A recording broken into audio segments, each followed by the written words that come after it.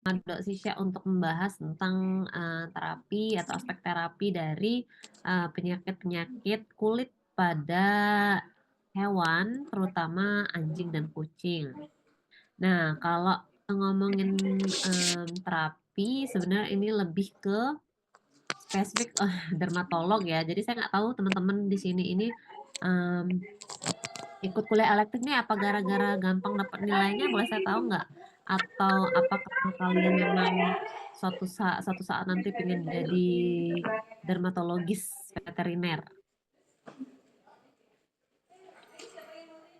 Ada yang mau memberikan respon barangkali? Ada yang mau ngasih tahu saya kenapa pada milih MKE, dermatologi? Ada angkatan 23, ada angkatan 22. Gimana seorang siapa? Terutama yang angkatan baru-baru yang relatif baru nih. 23 enggak ya? 23 kan semester 5 ya kalian ya? Yoga, Febri itu kan 23 ya? Iya dok. Kenapa kok kalian milih dermatologi padahal internal juga udah dapet dermatologi? Ayo Feb, kenapa kau memilih kuliah ini? Biar Kalau saya ngelihat dari ini dok, kasus-kasusnya banyak mengenai iya sih, dermatologi. betul-betul penyakit kulit itu memang banyak banget, betul, make sense juga. Ada pendapat lain nggak kenapa pada milih eh, MKE dermatologi ini? Tapi sebenarnya terlepas daripada memang di Indonesia ini kan belum ada eh, peminatan khusus atau spesialisasi khusus di bidang-bidang tertentu ya. Jadi nggak kayak di kedokteran manusia. Jadi memang sangat potensial kalau suatu saat misalkan dari sekarang kalian sudah tahu bahwa dermatologi itu salah satu bidang yang ingin kalian kuasai ya bagus juga suatu hari nanti mungkin ada kesempatan S2, ada kesempatan kalian sampai postdoc misalkan gitu ya. Bisa jadi kalian jadi ahli kulit pertama. Kayaknya ada sih asosiasi veteriner dermatologi, tapi saya harus cek lagi itu ke PDHI. Ada nggak OMT-nya? Oke, kita mulai. Sekali lagi, ini topik yang saya kompilasi dari farmakologi, dari internal juga, Bu Sisya. Mungkin ada satu dua pengobatan yang nggak saya cover, bisa kalian cari sisanya di situ. Jadi ini secara general saja. Jadi terapi daripada penyakit-penyakit kulit itu meliputi apa saja gitu. Saya yakin kalian sudah lebih tahu karena ini sebenarnya kuncinya ada di diagnosis kalian. Kalau diagnosis kalian sudah benar, ruling out primary cause atau main cause-nya atau penyebab utamanya, udah biasanya pengobatannya akan sangat straightforward. Kalau pengobatan atau primary cause-nya itu adalah mikroorganisme, ya diberikan anti mikroorganisme, bisa antibakteri, antifungi, antivirus kalau memang perlu. Tapi kalau ada masalah hypersensitivitas, ya bisa mungkin dikasih eh, allopurinol atau obat-obatan yang bisa meregulasi sistem sistem imun dari suatu individu. Jadi biasanya sih straightforward. Tantangannya sebenarnya bukan di pengobatan, biasanya tantangannya ada di menentukan penyebab utamanya dari sebuah penyakit kulit itu sendiri. Mungkin kalian udah tahu karena dia seringkali em, primary atau main problemnya itu seringkali tertutup oleh secondary changes atau perubahan-perubahan sekunder atau lesi sekunder. Misalkan pruritus bisa jadi awal itu dia non pruritus penyakitnya, tapi lama kelamaan karena ada pioderma, karena ada ini itu ada reaksi alergi juga, jadilah dia pruritus. Jadi pruritusnya menyembunyikan apa namanya penyebab non pruritus yang sebenarnya jauh lebih penting, misalkan hormonal kan kayak gitu ya. Itu yang lebih penting yang membuat sebenarnya itu adalah em, hal yang paling challenging daripada membahas terapi daripada sebuah penyakit eh, kulit pada hewan. Jadi ini hanya bagian kecil, fragmen kecil, tapi saya nggak bilang ini nggak penting ya, tapi ini penting, tapi titik apa namanya titik utamanya itu titik berat itu ada tetap di diagnosa di penyakit internalnya sebenarnya. Oke, saya mulai langsung. Saya buka dengan ini adalah summary daripada obat-obat yang, aduh sorry, yang lazim atau yang umum dipakai. Loh, jauh banget. Ini koneksi saya buruk banget, jadi kalau misalkan dia freezing kasih tahu saya ya. Nah kan, klik sendiri. Oke. Jadi saya bagi, kalau misalkan kita ngomongin obat, saya bagi menjadi 3. Yang pertama adalah obat sistemik. Jadi itu entah itu antibakterial, antifungal, antihistamines, antiinflamasi. Jadi apapun itu yang di delivery secara oral atau secara injeksi dan bekerja secara sistemik itu ada di tabel ini. Kemudian ada agen-agen topikal, jadi itu juga bisa mengandung antipruritus, anti-inflamatori. Kalau saya ngomong topikal, jadi bisa dalam bentuk apa saja ya, gel, ointment, kemudian oil, kemudian krim, dan juga shampoo. Jadi semua yang diaplikasikan dalam satu regio terbatas pada kulit itu saja. Jadi nggak kemana-mana, nggak masuk ke peredaran darah sistemik dia. Jadi situ saja, itu namanya topikal, balik lagi ke farmako. Ya.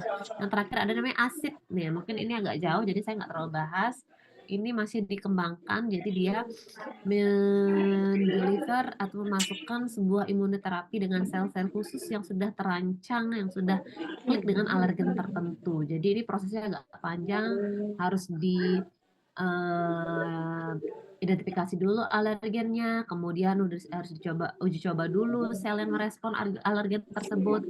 Baru ini seperti vaksinasi sebenarnya terhadap alergen tertentu.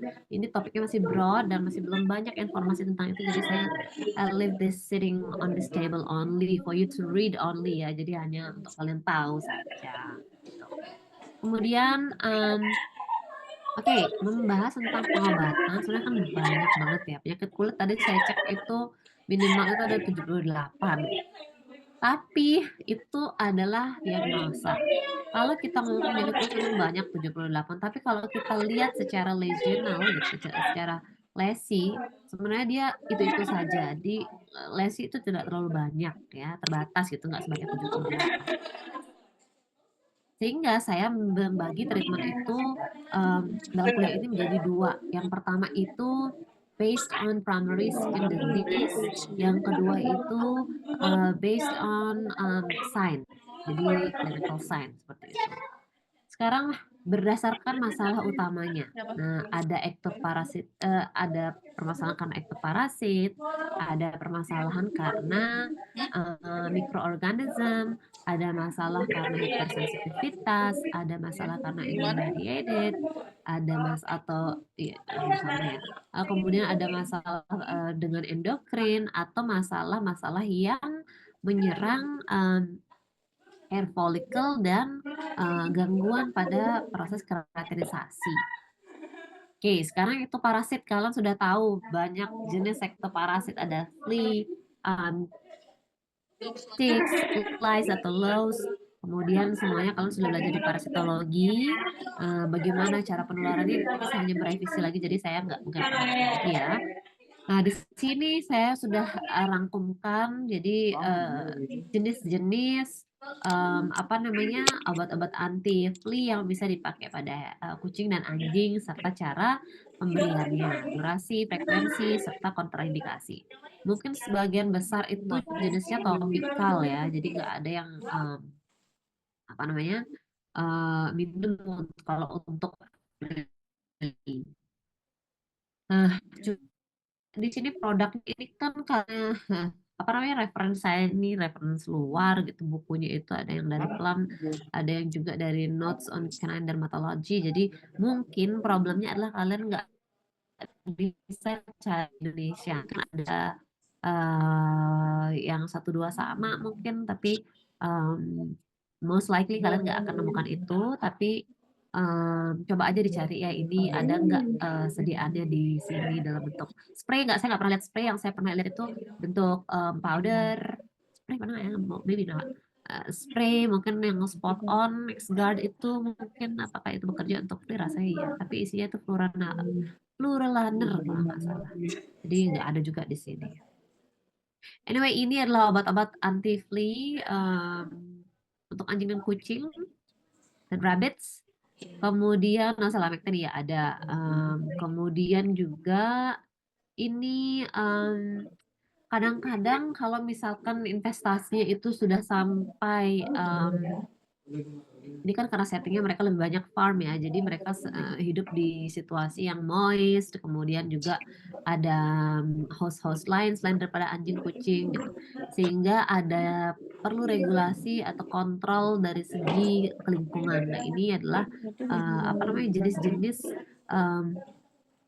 apa namanya yang bisa kalian kasih kalau misalkan dalam kondisi belum semuanya terinvestasi gitu. Jadi mungkin ini lebih lebih mild ya daripada yang tadi gitu. Jadi ini untuk yang environmental juga di sini ada. Ini saya nggak pernah lihat obatnya dan saya udah browse ini Pirofureksin ini, Proxifen ini nggak pernah saya lihat. Kalau di sini biasanya em, masih pakai yang untuk hewan besar, jadi belum terlalu banyak dipasarkan di sini kalau untuk apa namanya anti ektoparasit yang untuk lingkungan. Kemudian bisa kalian lihat sekaligus dicek ya apakah ini ada, kemudian apakah kemudian apakah ini bisa dipakai untuk hewan kecil karena setahu saya kalau untuk yang spray lingkungan itu pakainya yang untuk di hewan besar. Kemudian ektoparasit lain scabies hampir semua anak dari semester 1 barangkali tahu ya scabies. Nah ini adalah obat-obat. Saya juga lihat ada beberapa perbedaan obat. Barangkali amitraz kita udah nggak terlalu pakai ya di sini ya. Amitraz sudah jarang mandi dengan amitraz kayaknya di sini. Tapi yes itu masih merupakan treatment standar. Sorry ini kayaknya di sini lagi hujan dan koneksinya agak buruk. Jadi kalau misalnya agak lagging jadi semoga kalian masih bertahan di Zoom ini. Tapi oke, lanjut lagi. Ini adalah obat yang biasa dipakai untuk treating scabies. Jadi ada beberapa kontraindikasi. Saya lihat ini masih sangat normatif, masih sangat standar. Sekarang itu sudah banyak kombinasi obat untuk scabies. Ada yang topikal, kemudian juga ada yang oral juga, sistemik, tapi nggak ada di sini kayaknya. Saya masukkan nggak ya si Muralaner itu. Anyway, kita lanjut nanti barangkali saya bahas si obat lain yang di sini juga banyak beredar tapi nggak ada di apa namanya? Tidak ada di referensi. Mungkin karena baru ya jenisnya awalnya. Oke, Irmites juga termasuk itu parasit yang sering mengakibatkan gangguan pada kulit, gangguan pada saluran telinga gitu. Ini adalah jenis-jenis obat yang sering dipakai. Kalau Irmed sebenarnya nggak hanya obat ya, tapi treatmentnya itu juga melibatkan pembersihan secara rutin. Nah, membersihkannya itu juga tidak harus dengan obat tradisional, tapi bisa juga dilakukan dengan menggunakan antiseptik herbal dalam tanda kutip, pakai apa namanya apple cider vinegar yang diencerkan itu bisa dijadikan antiseptik. Nah kalau misalkan earmites itu tidak dibarengi dengan pembersihan itu biasanya dia nggak terlalu efektif. Jadi mau kalian kasih tetes telinga yang sebaik apapun, sepaten apapun, tapi kalau tidak dibarengi dengan pembersihan itu biasanya agak susah. Jadi harus dibarengi juga dengan pembersihan. Jadi keluarin semua. Biasanya kalau ada earmites biasanya ada infeksi ya, ada otitis eksterna, interna, tergantung dari derajatnya itu semuanya harus dilakukan dengan pembersihan. Ya, dan ini list-list obatnya. Kemudian juga lice sering pada hewan-hewan yang kurus, yang muda gitu. Dan ini jenis-jenis obatnya yang bisa dipakai di hewan. Kalau di Indonesia mungkin yang paling ergonomis itu bedak dori kali ya untuk apa namanya untuk jenis-jenis yang ektoparasit. Bentar ya.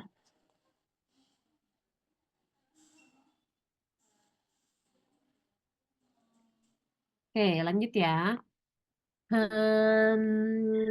Nggak terlalu saya bahas karena ini semua pasti kalian sudah pernah baca di Parasitologi Orthopedics atau Caplak. Ya, mungkin kalian sudah lebih jauh tahu.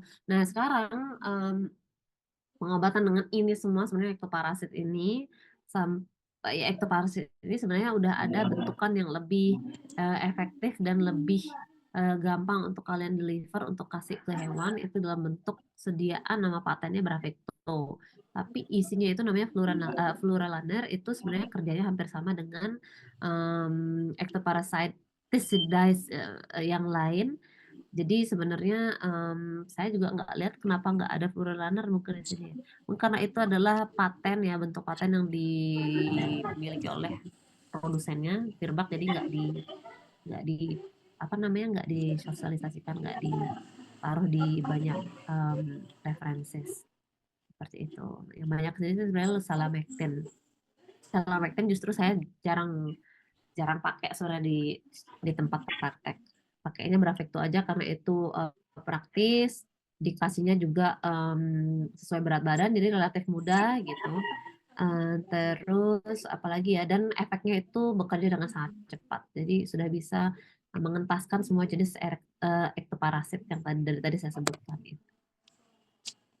Oke, ini sampai dengan demodekosis. Jadi demodekosis yang kita paling nggak sukain itu adalah dia bisa menyebabkan dipioderma ya. Kalau piodermanya udah jenisnya deep itu biasanya pengobatannya bisa memakan waktu sampai dengan 6 bulan. Dan pengobatannya itu sendiri tidak akan bisa berhasil tanpa dibarengi juga dengan kontrol diet, dengan hal-hal yang sekiranya bisa menyebabkan karena biasanya kan kalau demodex selain dari pioderma, dan kalau sudah muncul klinis apa namanya piodermanya itu dia udah nyaman, nggak mau makan. Nah, kalau sudah muncul begitu, imunnya juga menurun, kemudian dia juga jadi kurus, nggak mau makan, gampang kena sakit yang lain. Nah, kalau udah seperti itu biasanya masalahnya akan lebih kompleks, sehingga pengobatan di pioderma itu juga harus dibarengi juga dengan hal-hal yang bisa mensupport kondisi pasien saat itu gitu. Jadi nggak hanya dikasih antibiotik, tapi juga dikasih perbaikan diet, kemudian juga dikasih imun booster biasanya, kemudian juga dengan manajemen, kalau saya bilangnya medicated bath ya, jadi dimandiin 2 kali seminggu gitu untuk meluruhkan semua sel-sel matinya atau sel-sel yang sifatnya sudah jaringan-jaringan rusak kayak gitu. Jadi itu semua akan sangat sistemik dan pengobatannya juga nggak bisa berjalan kurang daripada 6 minggu. Jadi dia paling sebentar itu kalau udah di pioderma karena di monokosis itu bisa sampai 6 bulan. Ya, seperti itu. Oke, ini di sini sih dia sarankan mandi dengan amitraz, tapi lagi-lagi sebenarnya banyak kalau teman-teman buka apa namanya jurnal-jurnal atau misalkan buka case report dari anak-anak koas, sebenarnya ada banyak alternatif yang lebih ringan daripada amitraz. Sebenarnya amitraz itu ini ya agak keras, tapi kalian bisa ada yang menemukan formulasi mandikan dengan sunlight itu hanya untuk di awal ya, jadi untuk meluruhkan semua lemak-lemak, semua jaringan-jaringan berminyak itu bisa dipakai itu, kemudian di wash juga dengan shampoo, nggak hanya sebazol tapi ada juga sekarang shampoo yang 100% herbal itu dengan daun, kalau bahasa Bali daun intaran, tapi kalau ini kayaknya namanya Nim shampoo. Nah, itu bagus banget, dia hypoallergenic dan biasa dipakai untuk medicated bath hewan-hewan yang kena pioderma, yang sensitif banget kulitnya. Oke, itu ektoparasit. Sekarang kita bahas treatment karena penyakit-penyakit yang disebabkan oleh mikroorganisme. Yang pertama, ini saya ambil yang umum-umum aja ya, atau yang paling sering ya. Dermatofitosis ya, karena infeksi fungi. Nah, biasanya ini menjadi salah satu hal yang harus juga kalian sampaikan ke owner, mengingat penyakit ini juga memiliki potensi zoonosis. Jadi mandiinnya atau interaksi dengan pasiennya juga harus serba hati-hati. Semua biosecurity-nya harus tetap dijalankan, pakai gloves. Kalau misalkan mandiin juga kalau bisa habis mandiin, dan kalau misalkan ada sisa muncratan ya di wash aja kaki atau badannya, atau kalian sekaligus mandi setelah itu, jangan sampai ikut ketularan. prinsipal daripada penanganannya itu biasanya meliputi identifikasi jelas jenis jamurnya, kemudian derajat infeksinya, dan kalau misalkan dia di sana sudah dia hidup dengan pasien yang lain atau hewan yang lain yang serupa yang bisa kena juga, itu juga harus diperiksa semuanya. Kemudian periksa secara fisik ya. Kemudian kalau misalkan ada yang kena, semuanya juga harus diobati. Dan jenis penyakit ini akan sangat mudah muncul kembali sehingga treatment secara reguler, secara berkala, secara evaluatif itu harus selalu dilakukan. Jadi setiap berapa minggu, setiap berapa bulan itu dievaluasi dari segi klinis maupun dari segi kulturnya. Jadi kalau di sini mungkin agak susah ya dikit-dikit kultur ya, karena lama juga di PBPET memerlukan waktu sampai dengan 14 hari kadang-kadang. Jadi barangkali yang termudah itu adalah dengan cara klinis, skin scraping barangkali kalau kalian bisa lihat pipanya meskipun nggak harus di kultur ya. Oke, ya dengan sistem penyakit dermatofitosis bisa diobati dengan 2 cara ya, atau dengan 2 cara sekaligus tergantung daripada derajatnya. Tapi biasanya pengobatan itu melibatkan pengobatan secara sistemik dan juga topikal. Kalau sistemik dia oral dengan itraconazole atau dengan busulfan, masing-masing bekerja dengan cara yang berbeda. Jadi dipakai saja salah satu sesuai dengan yang lebih relevan dengan jenis jamurnya, tapi biasanya orang pakai itraconazole, kemudian bisa dipakai juga dengan topical. Kalau di sini mungkin pakai sampo-nya ya, sampo-nya diganti dengan yang mengandung miconazole seperti itu. Hati-hati juga pengobatan menggunakan anti jamur pada hewan-hewan yang apa namanya, yang bunting. Oke. Saya catatkan juga di sini bahwa beberapa pengobatan itu memiliki adverse effect, artinya kalau misalkan tertelan atau misalkan terserap dalam jumlah yang jauh lebih banyak, mungkin karena ada satu individu yang terlalu sensitif ya, bisa menyebabkan masalah-masalah tertentu seperti muntah-muntah, nggak mau makan. Nah itu kalian harus langsung sigap. Jadi misalkan pasca treatment dilaporkan oleh kliennya nggak mau makan, maka bisa jadi itu karena treatment kalian, terutama yang sifatnya topikal, jilat-jilat atau gimana ya. Nah itu langsung harus dikasih activated charcoal. Kalau dia udah muntah-muntah, silakan diinfus. Biasanya itu akan hilang nanti seiring dengan apa namanya, terapi cairan itu, atau seiring dengan kalian kasih did I say before activated charcoalnya, dikasih norit biasa. Yang paling sering itu adalah kalau misalkan pengobatan topikal dengan kalau ngobatin sendiri itu loh dengan sampo ini kan karena ini dijual bebas ya. Kadang-kadang apa namanya rinse-nya atau bilasnya itu nggak cukup bersih karena hewan kan rambutnya tebel. Eh, Kadang-kadang juga masih nyangkut dan itu juga bisa dijilat-jilat dan kemudian hewannya nggak makan atau pasiennya nggak makan. Nah, itu sering terjadi. Ya, kalau misalkan hal tersebut kalian temui, penanganan pertama yang bisa kalian lakukan adalah memberikan activated charcoal atau norit, atau kalau misalkan dia sudah muntah-muntah, silakan diberikan penanganan berupa terapi cairan. Oke, Oke, penyakit mikroorganisme kedua yang paling sering adalah pioderma. Di belakang juga nanti saya akan bahas lagi pioderma, dan ini di sini akan saya bahas secara general aja ya. Penyakit pioderma ini sering banget karena Staphylococcus, tapi biasanya pioderma ini tidak akan muncul sebagai primary, jadi dia secondary biasanya. Jadi bakteri atau hewan yang sehat tidak akan mungkin terkena penyakit infeksi bakteri pada kulitnya. Itu pada intinya. Jadi harus ada yang mencederai barrier daripada kulit itu sehingga kemudian si bakteri ini bisa kemudian merebak di situ. Nah, semua kasus pioderma nggak boleh punya hewan itu, hampir semuanya harus di clip, semua harus dibotakin karena dia um, biasanya akan merangsang persebaran lesi kalau misalkan nggak dibotakin. Karena bakteri kan kalau udah bakteri, dan bakteri itu bisa cepat nyebar kalau misalkan kondisinya mendukung. Biasanya dalam kasus yang berat ya bisa membutuhkan bathing atau penggunaan shampoo topikal tuh paling banyak tuh 2 kali dalam sehari. Dan ini bisa dilakukan selama berhari-hari kalau misalkan dia kondisinya terlalu berat. Nah ini artikel yang di bawah ini di mana pasien itu harus dimandikan 2 kali dalam sehari dalam kurun waktu 4 sampai 6 hari. Ya, karena hampir seluruh tubuhnya ada di sini, kemudian ada di abdomennya. Nah, tapi meskipun kita tahu di sana ada peradangan karena bakteri, dia nggak boleh dikasih glukokortikoid. Ada yang tahu kira-kira kenapa pasien pioderma nggak boleh dikasih glukokortikoid? Ada yang tahu?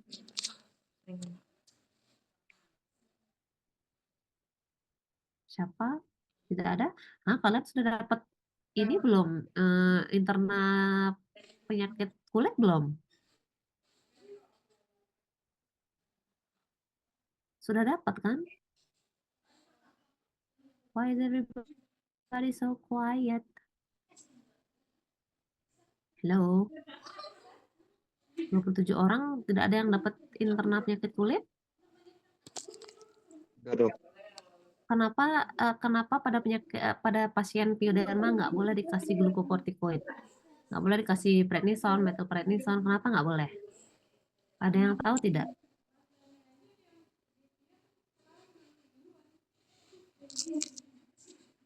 Ada yang tahu tidak?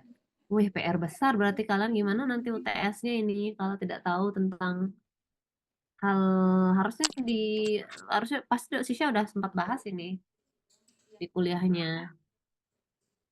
Gimana? Ada yang tahu kah? Izin menjawab, Dok. Oke, silakan Feb. Maaf, yang salah. Glukokortikoid setahu saya dia imunosupresor. Kenapa nggak boleh ada kondisi imunosupresif pada kejadian pioderma, bakterial pioderma?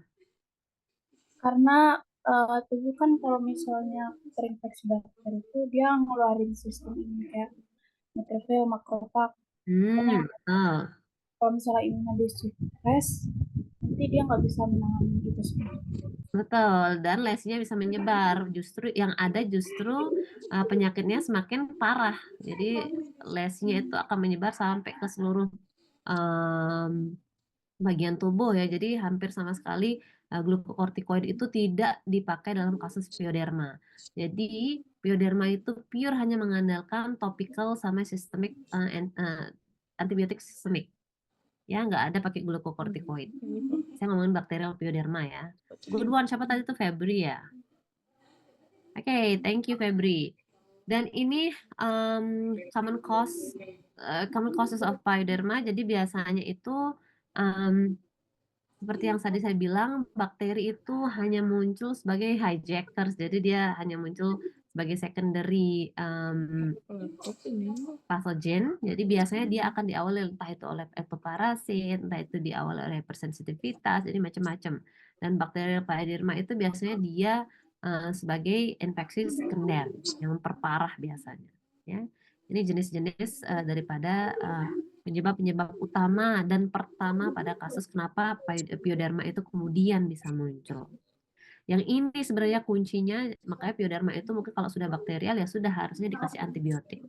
Tapi sebenarnya sebelum dia berkembang menjadi pioderma, penyakit-penyakit ini itu harus bisa didiagnosis terlebih dahulu atau diidentifikasi terlebih dahulu oleh dokter hewannya.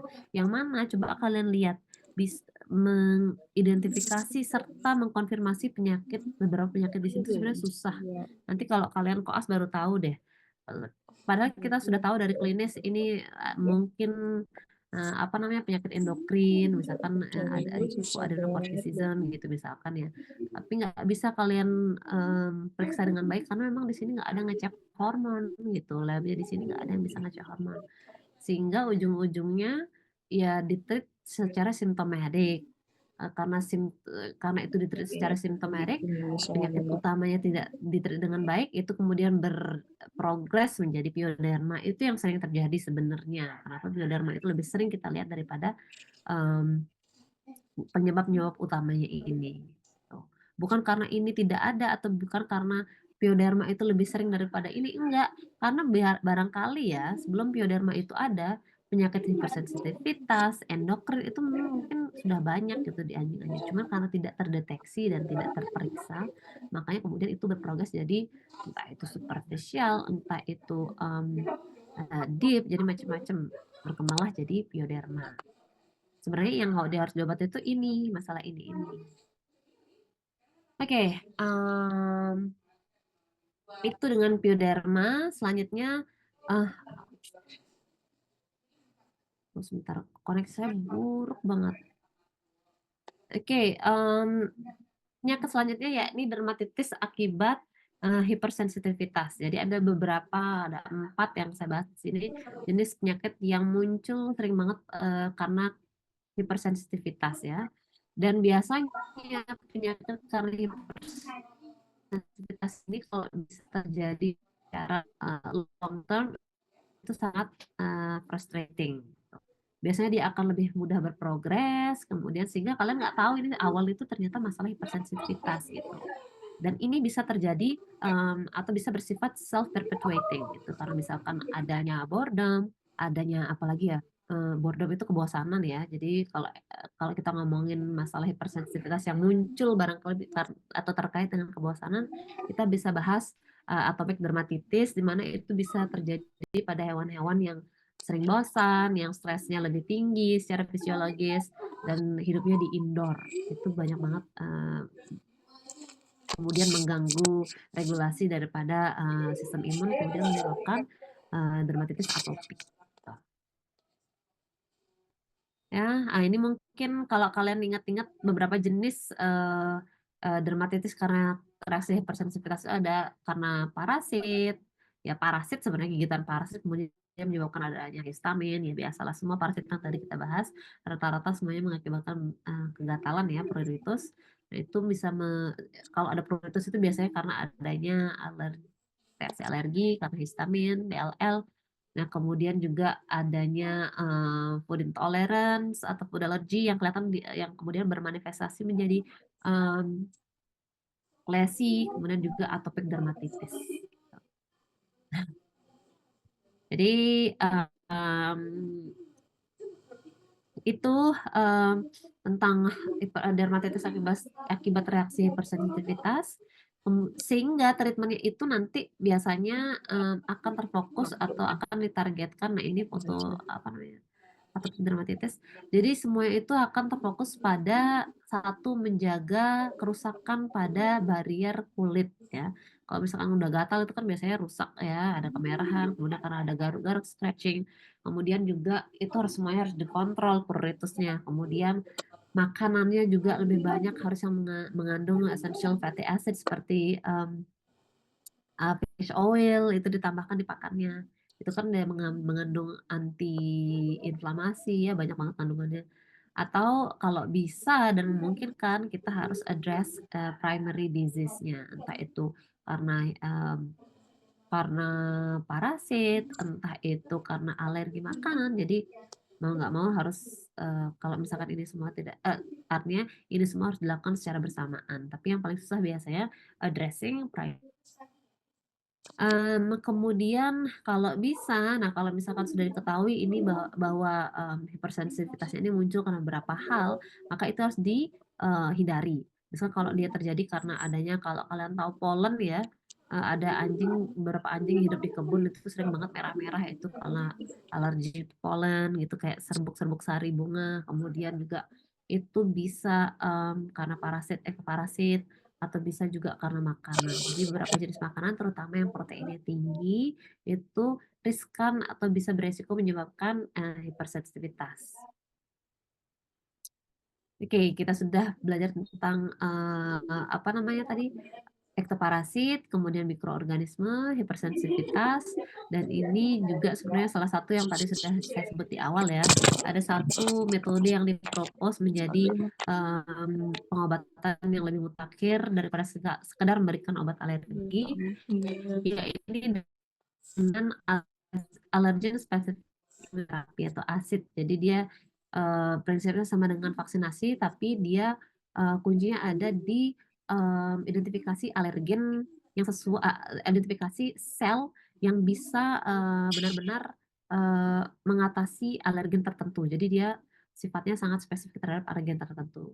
Kuncinya di sini adalah identifikasi agen A, B, C, reaksi selnya kan juga beda-beda sehingga semuanya harus diberikan sesuai dengan reaksi-reaksi tersebut. Jadi masih dalam proses apa namanya penelitian sebanyak yang harus di reveal dalam hal ini. Oke, sekarang treatment untuk penyakit-penyakit yang terkait dengan mediasi imun ya. Jadi SLI, terus lupus, itu semua barangkali itu penyakit imun, tapi juga punya klinis kulit gitu. Jadi biasanya dia sifat em, treatmentnya itu sangat konservatif, jadi nggak banyak ada perubahan atau nggak banyak ada apa variasi. Biasanya dia menggunakan pengobatan pengobatan yang jenisnya topikal ya, karena dia maunya di situ aja. Karena ini sebenarnya penyakitnya kan luas ya sistemik, tapi pengobatannya biasanya hanya terbatas pada lesi-lesi yang ditimbulkan oleh penyakit itu. Misalkan kalau lesinya di kulit, karena kalau kita ngomongin penyakit lupus itu banyak banget ya.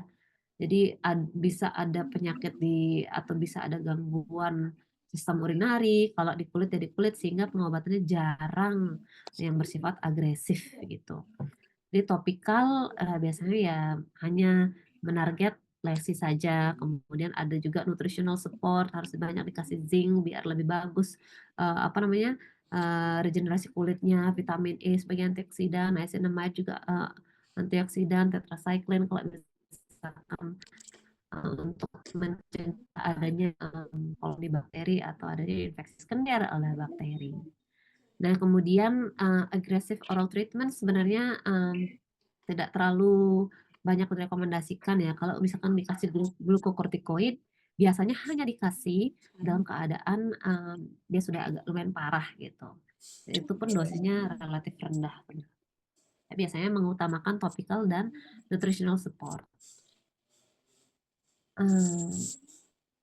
Oke, ini mungkin beberapa jenis penyakit kulit yang terkait dengan imun ya, gangguan imun, yaitu seperti pemphigus foliaceus, kemudian systemic lupus erythematosus, rheumatoid lupus erythematosus, SLE, DLE, ini sebenarnya semuanya ini dia terjadi gambaran ini mana dia? Gambar yang ini sebenarnya ini juga akibat adanya vaskulitis. Jadi semua ini sebenarnya dia hampir sama, vaskulitis yang kemudian menyebabkan klinis erythematosus yang sifatnya ulceratif seperti ini ya. Itu karena adanya vaskulitis, karena adanya reaksi imun agen. Iya, sorry. Tunggu sebentar ya. Tunggu sebentar ya, Maya. Oke, I have two gremlins. Tunggu sebentar ya. Terima kasih. Nah, itu sebenarnya terjadi karena adanya reaksi antibodi dan antigen yang ada di sekitar apa namanya pembuluh darah. Jadi kemudian nanti itu akan menimbulkan reaksi dalam tanda kutip peradangan lokal dan nanti akan muncul di kulit seperti ini. Itu sebenarnya karena adanya tadi itu vaskulitis. Ada reaksi peradangan, bukan reaksi peradangan, ada reaksi ikatan antigen antibodi di sekitar pembuluh darah kapiler, sehingga nanti dia biasanya muncul kemudian ke permukaan seperti ini karena ada vaskulitis.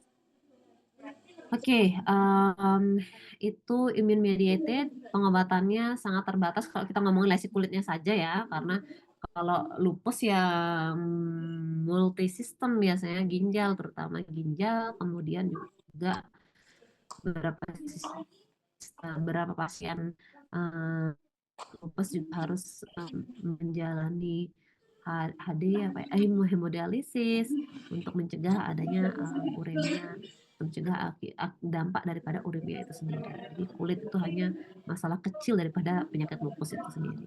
Oke, selanjutnya setelah penyakit dermatitis akibat gangguan imun, kita akan bahas ini gangguan pada hair follicle dan juga keratinisasi, proses keratinisasi. Kalau keratinisasi mungkin less severe ya, atau enggak yang terlalu enggak bukan terlalu hal yang terlalu apa yang patut untuk yang life threatening gitu, karena biasanya ini adalah bawaan daripada penyakit primer gitu. Nah, biasanya itu bisa diatasi dengan memberikan beberapa jenis vitamin, terutama yang sifatnya membantu regenerasi kulit, yang mengandung kolagen seperti itu, atau yang sifatnya antioksidan juga bisa dikasih. Jadi ada vitamin A dan turunannya ya, retinoin, retinol, boleh dikasih dalam dosis yang pas gitu ya. Jadi tidak boleh melebihi daripada asupan vitamin A dalam sehari. Dan itu juga harus diberikan bersamaan dengan makanan yang berlemak. Kenapa seperti itu? Kenapa pemberian vitamin A harus dibarengi dengan pemberian makanan yang mengandung lemak baik dalam jumlah yang proporsional? Kenapa begitu? Ada yang tahu? Kaitannya makan vitamin A dengan makanan berlemak atau diet yang berlemak? Vitamin A larut dalam lemak. Oke, betul. Karena kalau nggak dikasih jumlah vitamin, jumlah lemak yang sesuai, atau misalkan kurang, itu dia nggak akan bisa terserap. Jadi percuma kalian ngasih vitamin A, D, E, nggak percuma, nanti nggak akan terserap dengan baik oleh tubuh. Jadi harus juga dibarengi dengan memberikan daging merah, kemudian apalagi ya ikan barangkali ya yang mengandung lemak baik. Gitu. Terus juga bisa dikasih acid retinoid, ini juga sama turunan dari vitamin A, juga bisa dikasih prednisolon, karena prednisolon atau glukokortikoid itu bisa memicu atau memacu pertumbuhan dan regenerasi sel. Oke. Oke, next ini adalah beberapa jenis yang bisa kondisi, kemudian jenis-jenis treatment yang bisa apa namanya, jenis-jenis treatment yang bisa menangani kondisi A sampai A ini. Jadi tergantung daripada kondisinya, tapi sebagian besar biasanya dia paliatif, jadi dia nggak terlalu bukan masalah yang terlalu apa ya, mengkhawatirkan. Jadi cenderung masih bisa diobati semuanya atau di manage gitu. Kemudian sekarang kalau kita ngomongin daripada sign yang muncul. Nah, kalau misalkan sign dari penyakit kulit itu kan biasanya ada pruritus, scaling juga tadi ya, gangguan keraterisasi, dan akibat sekunder daripada masalah utama biasanya itu adalah infeksi bakteri dan jamur. Jadi kita agak sedikit membahas lagi yang tadi sudah kita bahas di awal. Oke, pruritus kalian sudah tahu banyak tentang penyebab-penyebab dan bagaimana patofisiologi dari pruritus. Sehingga ini mungkin saya taruh aja di sini, nanti kalian bisa baca. Dan pruritusnya itu seperti yang tadi sudah sempat kayak saya singgung sebentar ya. Pruritus itu sebenarnya tricky. Jadi kalau sudah muncul bisa jadi kita nemukan yang benar-benar menyebabkan pruritus, tapi juga bisa berarti pruritus itu menumpuk atau menyelimuti penyebab non pruritus seperti yang tadi saya bilang. Awalnya barangkali masalah hormon, tapi karena lama tidak diobati, kemudian dia menjadi barriernya menjadi rusak, sehingga karena barrier rusak akan muncul infeksi sekunder oleh bakteri atau infeksi sekunder oleh entah itu parasit atau apapun. Parasit kayaknya nggak sekunder deh. Tapi let's say akan ada infeksi di sana karena barriernya buruk, kemudian itu menyebabkan dia adanya reaksi histamin dan kemudian menyebabkan gatal. Nah, biasanya itu akan menyelimuti penyebab yang tadinya sebenarnya terjadi lebih dahulu gitu, seperti masalah hormon. Nah, biasanya antipruritus itu bisa ditangani dengan pemberian antipruritus. Tapi di beberapa kondisi pemberian antipruritus itu juga sifatnya kontraindikasi. Jadi nggak bisa sekaligus sekalian kasih antipruritus gitu. Karena memang ada beberapa jenis antipruritus yang sifatnya untuk menyetop produksi histamin ya. Jadi glukokortikoid itu banyak dikasih, dan seperti yang kita tahu glukokortikoid itu adalah salah satu jenis antipruritus. Nah, di beberapa kondisi glukokortikoid nggak bisa dikasih ke pasiennya. Nah, ini dia kondisi-kondisi tersebut: demodikosis, dermatofitosis, pyoderma, hypoadenocorticism, diabetes, imunosupresif ya. Jadi ini semua kontraindikasi dengan pemberian glukokortikoid.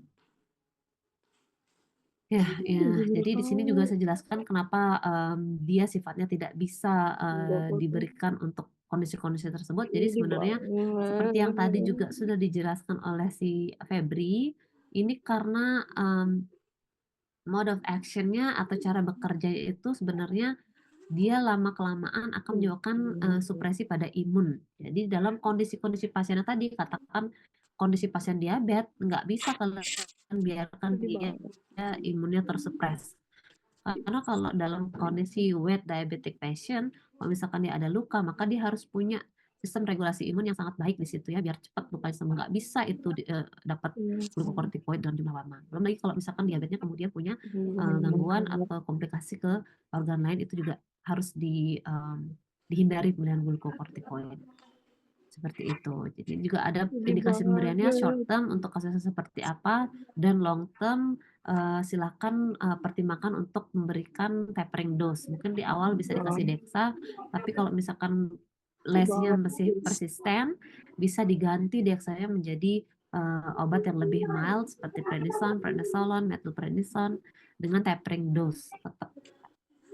Dan drug combination biar nggak terlalu banyak makin glukokortikoid ini sangat dianjurkan. Jadi bisa dikasih antihistamin, diphenhydramine, hidrochloride, terus bisa dikasih essential fatty acid, kasih fish oil ya, karena fish oil juga punya efek. Oleh references itu hampir semuanya menyebutkan bahwa kita harus mulai pelan-pelan shifting ke Chinese traditional medicine, terutama untuk herbalnya, karena itu bisa mengurangi penggunaan anti-inflamatori dan antibiotik yang sekarang sudah raising concern karena dia ada resistensi seperti itu ya. Cyclosporin untuk yang sifatnya immune mediated barangkali. Lalu ya, biasanya siklosporin saya juga di sini baru lihat hanya ada satu merek dagang, dan saya kebetulan belum pernah saya cek ya merek dagang. Siklosporin saya lupa. Itu jarang dan itu hanya dipakai di manusia. Saya nggak bilang penyakit di hewan belum ada yang jenis imun mediated ya, mungkin karena pemeriksaan kita yang belum bisa meriksa sampai ke level imun, level molekuler itu sebenarnya siklosporin. Belum pernah saya pakai juga sebenarnya obatnya. Oke, let's see. Merek obatnya itu Neoral. Itu belum pernah saya pakai. Jadi biasanya itu indikasinya untuk atopic dermatitis. Tapi lagi-lagi atopic dermatitis mungkin itu nama penyakitnya ya. Tapi kalau kita lihat secara lesional dari lesinya itu sebenarnya itu semua harus pengobatannya. Nah, kalau teman-teman praktek barangkali ya mereka lebih ke manajemen pruritusnya dengan cara mungkin memberikan antipruritus jenis lain, kemudian dengan terapi topikal dimandiin, dan juga kombinasi dengan antihistamin, perbaikan pakan. Seperti itu biasanya kalau atopic dermatitis. Dan yang paling penting kalau atopic dermatitis biasanya hewannya tidak boleh dalam kondisi stres. Beberapa kali di anak koas itu pernah kita tangani yang belum disteril. Kalau misalkan dia punya tanda kulit, misalnya lesi kulit, kemudian dia juga punya masalah perkencingan, biasanya itu muaranya sama stres. Jadi kita harus kastrasi dulu pasiennya. Ada yang sampai begitu. Jadi manajemen prioritas itu juga harus menggunakan banyak faktor-faktor lain ya, selain daripada pemberian obat tadi, karena terutama glukokortikoid itu juga sangat berpotensi memberikan akumulatif negatif efek sama pasiennya. Jadi nggak bisa dikasih terus-terusan. Oke, antihistamin mungkin sebagai kombinasi daripada glukokortikoid ya. Yang paling sering dipakai itu memang diphenhydramine HCl, chlorpheniramine juga bisa kalian kasih. Jadi kalau bisa diberikan dikombinasikan dengan glukokortikoid. Jadi penggunaan glukokortikoidnya nggak harus dalam jumlah dan waktu yang panjang. Ya, jadi prioritasnya harus ditangani segera biar berprogres jadinya lesinya menjadi pioderma atau lesi yang lebih mengkhawatirkan lain. Oke, ini mana dia? Nah, sebenarnya beberapa jenis obat ini adalah off the label. Jadi sebenarnya obat-obat ini kalau di luar negeri itu beberapa ada yang pakai obat manusia, artinya diphenhydramine khusus manusia gitu. Nah, kalau sebenarnya itu kan masih dalam apa ya, dalam sorotan ya, sebenarnya obat manusia tidak boleh katanya pakai untuk hewan, tapi karena kita belum punya sediaan khusus untuk hewan sehingga itu tidak bisa, ya mau nggak mau harus pakai obat manusia gitu, off label namanya. Nah, ini sebenarnya dia pakainya ini mana dia dose rates-nya itu sehingga dia sifatnya anekdotal karena nggak punya dosis resmi, karena nggak ada obat resmi dengan merek dagang resmi untuk anjing atau kucing, sehingga dosis yang kalian baca selama ini itu sebenarnya anekdotal dari hasil coba-coba orang yang duluan make gitu ya. Dosis 5 miligram ini, dosis sekian-sekian ini semua itu anekdotal sebenarnya. Karena memang belum ada, dan di Indonesia, di luar negeri belum ada, di sini pun sebenarnya kita juga belum ada. Nah, kita selama ini pakai obat resep yang ada di apotek manusia. Oke, essential fatty acid ini ini revisi sama dikit nanti fish oil, tapi kuliah memang ini bagus banget. Dia minim dampak, minim ya minim kontraindikasi, kemudian dia juga lebih tanda kutip herbal ya, lebih dikit lah dampak buruknya. Kemudian dia juga memiliki banyak kandungan yang bisa bekerja dalam satu kondisi secara bersamaan. Misalkan dia punya anti-inflamatori, anti-pruritus juga. Kemudian dia juga membantu regenerasi sel-sel epidermis. Jadi banyak banget sih. Jadi dia paling sering direkomendasikan untuk setiap penyakit kulit. Di essential fatty acid ada fish oil. Kalau di apotek manusia mereknya apa ya? Banyak fish oil yang jelas. Anak-anak koas kadang-kadang beli di ini di apotek biasa, iya fish oil. Yang murah ini minyak ikan apa nih? Tunggu sebentar, saya kasih lihat ini. Barang khususnya anak koas ini. Minyak ikan tunghai namanya. Dasar ini hal yang paling murah, semoga aja bagus ya. Nah ini aduh Shopee lagi. Minyak ikan tunghai namanya ini. Nanti pasti kalian akan paling pertama baru masuk internet pasti belinya minyak ikan tunghai kalian. Nih, minyak ikan tunghai ya itu. Ini sediaan yang paling murah dan ergonomis, jadi banyak banget dipakai sama anak koas. Oke, balik lagi tadi sudah sempat saya bahas pioderma. Jadi mungkin yang perlu ditekankan di sini adalah pemilihan atau evaluasi daripada pemberian antibiotik itu harus selalu dilakukan dengan cara ya harus dikultur. Kalau misalkan pengobatan selama 5, kalau surface pioderma mungkin ya bagian atasnya saja mungkin nggak terlalu perlu sistemik antibiotik, atau misalkan 5 hari aja cukup gitu. Tapi kalau misalkan dia sudah masuk kategori superficial pioderma atau sudah kena ke bagian pinggir-pinggir apa namanya folikel rambut, biasanya dia memerlukan antibiotik sudah sampai ke 10-14 hari antibiotik sistemik minum ya.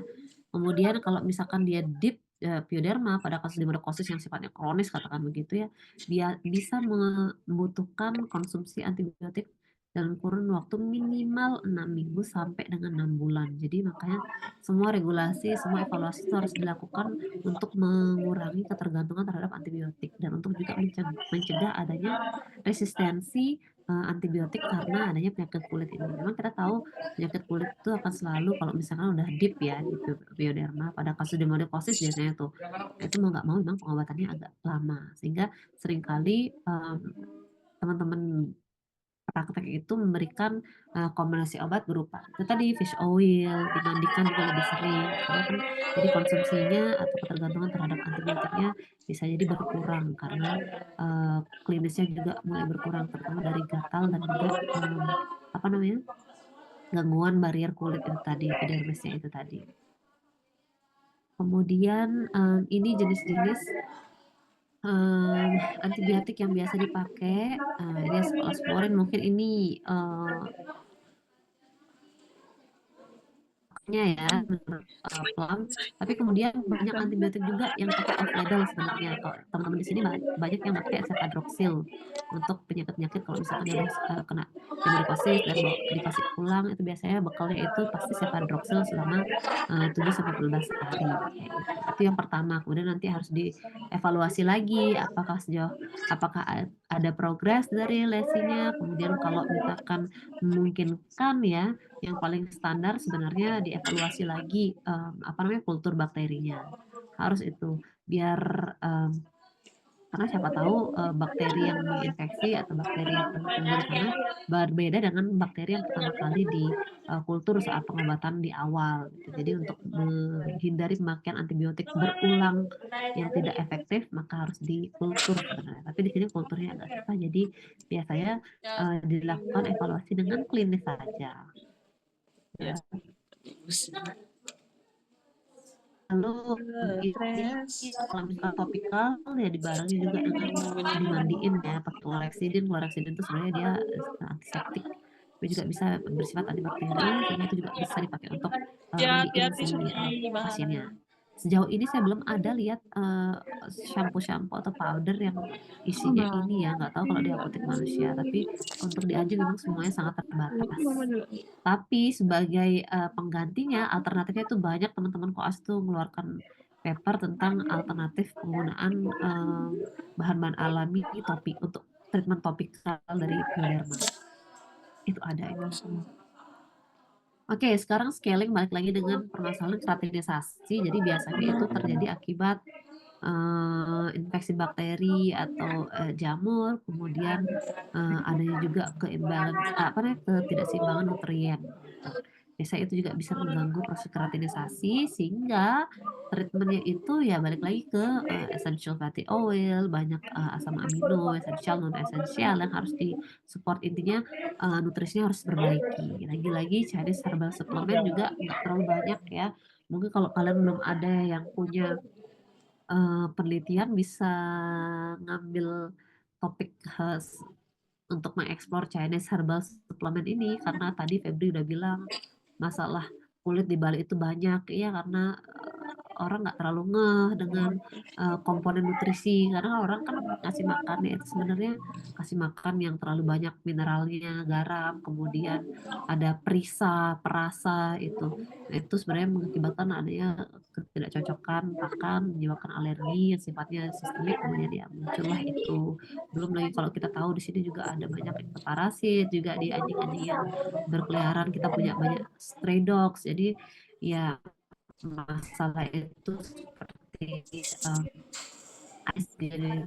jadi sebenarnya akan sangat beneficial kalau ada yang menemukan Chinese herbal supplement ya. Jadi orang-orang nggak harus sekarang pergi ke apotek untuk cari antibiotik, nggak harus ke apotek untuk nyari antihistamin. Sekarang sudah ada alternatifnya. Seperti itu sebenarnya udah bagus kalau mau jadi penelitian. Cuman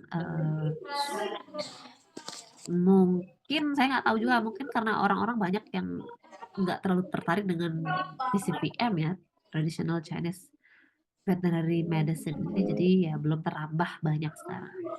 Kemudian juga ada nutritional supplements, jadi bisa apa aja, bisa dikasih biotin atau bisa dikasih vitamin yang bisa memboost perbaikan barrier kulit. Kemudian juga glukokortikoid kalau misalkan nggak dibarengi dengan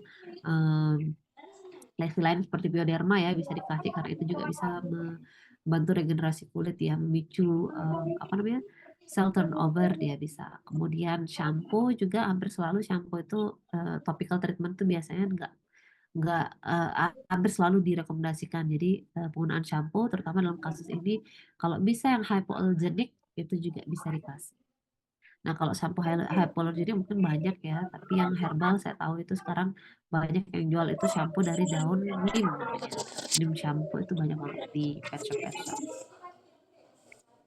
Seperti itu. Jadi sebenarnya ada 2 topik lagi di sini, cuman saya skip karena itu sangat farmako banget, itu tentang kesalahan penggunaan glukokortikoid dalam penyakit kulit. Yang lagi satu tentang cara menyiapkan sediaan topikal, itu kan farmako banget ya, jadi saya skip aja. Mungkin topik saya akan berhenti di tentang semua rangkuman pengobatan berdasarkan dari primary problems dan existing clinical sign. Itu aja sih. Mungkin teman-teman ada yang perlu ditanyakan. Bentar, saya harus masuk ke Zoom-nya dulu biar bisa saya kirimkan. Nah, kebetulan untuk topik ini kata dosisnya saya harus jadi yoga dan teman-teman coba tolong carikan waktu yang pas ya. Kapan UTS-nya harusnya nggak terlalu, saya nggak mau mata kuliah elektif itu terlalu menjadi mencekam karena ini elektif, ini hanya untuk orang-orang yang interest saja, jadi harusnya yang ringan-ringan gitu, jadi nggak terlalu ribet. Coba carikan satu waktu ya maksimal UTS-nya itu 10 menitan gitulah untuk UTS topik saya ya. Nanti range waktunya silakan kalian tentukan sendiri deh dengan grup ini, nanti kasih tahu aja saya kapan. 1 minggu sebelumnya. Oke? Siap. Siap. Oke, kira-kira dari topik ini apakah ada yang kalian mau tanyakan? Ini sebenarnya kayak mengulang berapa kali nggak sih? Ini saya lihat ada di Interna, di Farmako juga ada, belum lagi di Diaklin atau di mana ya adanya ya? Di Reseptir barangkali juga membahas tentang cara kerja obat-obat ini, jadi seperti redundancy, tapi ya udahlah kita ini saya buatin kalian rangkuman aja sebenarnya dari apa yang sudah kalian pelajari. Dan topiknya nanti saya pilihkan aja dari slide ini ada 46 slide, jadi nggak mungkin keluar dari sini harusnya ya. Kalian nggak perlu pakai ChatGPT aja mungkin bisa jawab. Itu aja sih. Sambil menunggu ini materinya terkirim seluruhnya, coba saya melihat udah berapa orang yoga yang datang. Oh, udah banyak. Udah berapa ini? Saya nggak bisa lihat sih ini yoga. Berapa teman? Ada semuanya. Oke. Oke, tolong ini di screen capture, dikasih dosisnya, di share aja di grup kalian ya, karena kayaknya dosisnya kemarin minta info itu ke saya. Jadi Nanti abis ini kering. Ini lama banget anjir masalahnya. Kesel aku. Nice. Oke. Ya mungkin kalau tidak ada pertanyaan lagi, yoga tolong di screen capture yoga, dikirimin nanti ke grup ininya ya. Ke grup MKE dermatologi untuk biar dilaporkan ke dosisnya.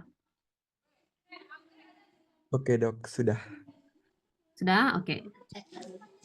Oke, mungkin kalau tidak ada lagi yang perlu ditanyakan atau didiskusikan, aduh udah lewat berapa menit. Saya akhiri mungkin sesi kuliah saya cuma sekali kan ya pada hari ini.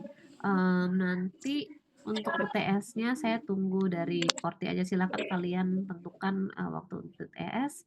Yang jelas jangan terlalu mepet, saya perlu mungkin 1 minggu untuk menyiapkan, dan kalau bisa sebelum UAS saja ya.